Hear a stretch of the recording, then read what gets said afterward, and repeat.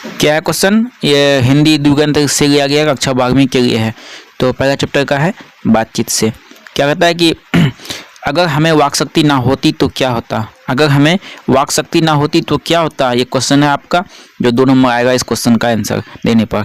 तो प्रस्तुत पाठ भाई कृष्ण भट्ट द्वारा लिखी गई बातचीत निबंध से लिया गया है।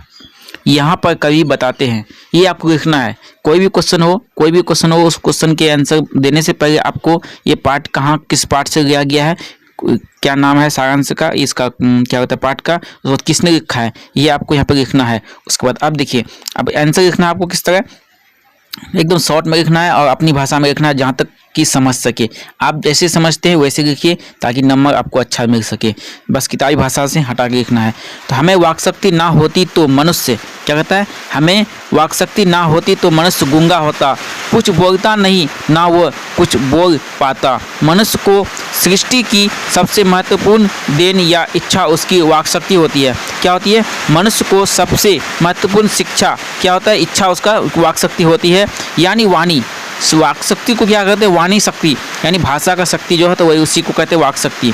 अब देखिए आगे क्या कहता है, शक्ति क्या होता है कि शक्ति यानी वाणी शक्ति होती है। इसी वाक शक्ति के कारण वह समाज में वार्तालाप करता है, वह अपनी बातों को अभिव्यक्त करता है, यानी एक दूसरे को समझाना, वो बातचीत जैसे कि समझाना, हम आपको क्या बताएं आप हमको क्या बताएं, बस इसी को वाक शक्ति कहते हैं। अपनी बातों को अभिव्यक्त करता है, प्रकट करता है, यह ईश्वरीय की दी हुई अनमोल कीर्ति है, यानी ईश्वर का ये दिया हुआ जो वरदान है, ये जो तो ये बहुत बड़ा वरदान है कि बातचीत करने का जो है।